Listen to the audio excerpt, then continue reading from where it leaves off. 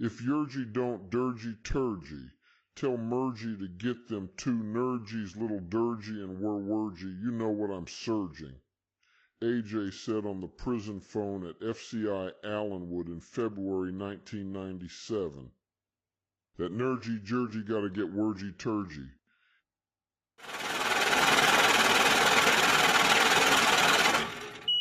I want 112,000 today. Don't want to die. Death is a constant reminder here. Where people we kill, we advance. You ain't supposed to be alive. Stealing, shooting people, doing whatever I had to do. We had to make a living. I want him dead. I want his family dead. I know how to grind. I started from the bottom. Never rat on your friends. Race to rackets. It's rough on a black man. Hold up, we're gonna blow this whole...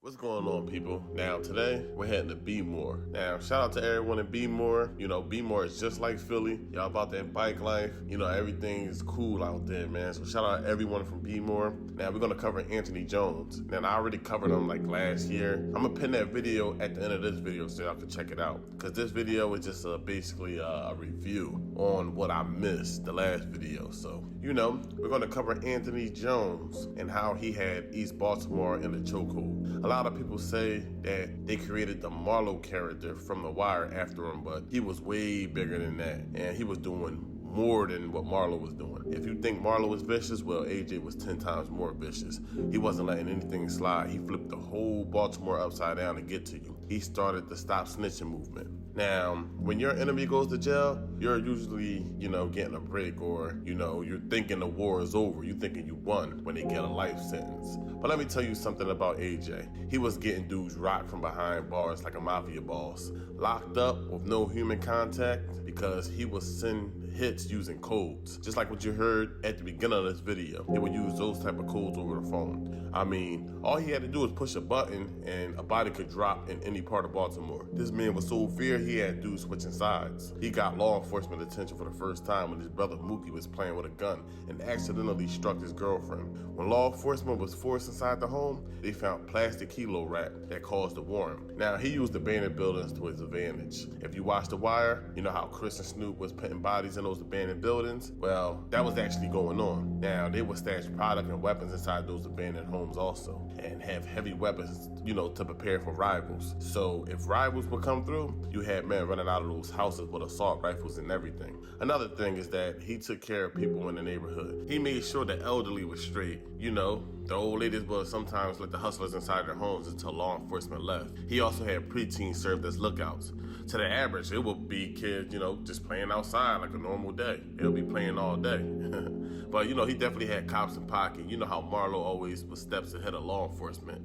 Well, that was AJ. Cops gave him the heads up on raids. They gave him information on up-and-coming hustlers and crews on the street so he could take them out early. He was definitely Teflon because he had numerous gun charges, but none of them would stick. It's been said that he had someone on the inside to delete the charges from the computers. Now, he was only 17, 18 with the whole city on lock. Now, he wanted to be the best to ever do it. See, when you look his name up and read up on him, they will say he was making $30K a day. Yeah, that was on one spot. He had multiple spots putting up Wilt Chamberlain numbers. He really turned heads when he came home. You know, he was on $1 million bill, so everybody was like, damn, this young boy really doing it.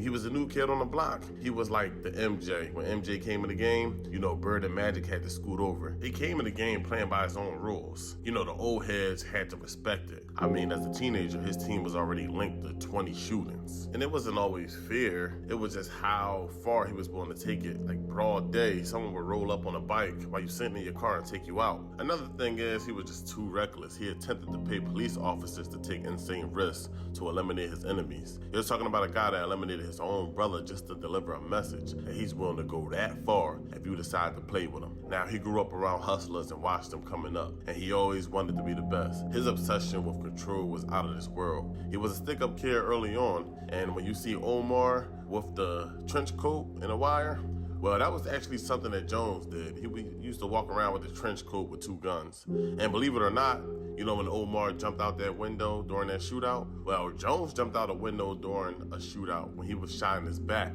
He would micromanage his organization. Now, there's times that he would want to count the profits himself. from each location until it got to a point where it was just too much money to count. He had a chance to expand, but he wanted to be able to see his money being made. You know, you can't be two places at once. He had to know what was going on at all times. He was just a dedicated hustler, and you know, he was gonna make sure all of his lieutenants was on point. Now, one of his hitters was Lil Net. You know, he was nice on those bikes. He was about that bike life. Now, he was out in the field getting money in the war zone, and they said his gun collection was out of this world. One thing that they never mentioned is that Jones was into those bikes also. Now, the whole crew was just riding on those bikes, you know, toting hammers. Lil Net lost his life in the war against Elway Williams, and that was a tough loss for the AJ organizations. Now, that's how it got very personal. Jones was putting so much pressure on Williams that he had to go to the law enforcement.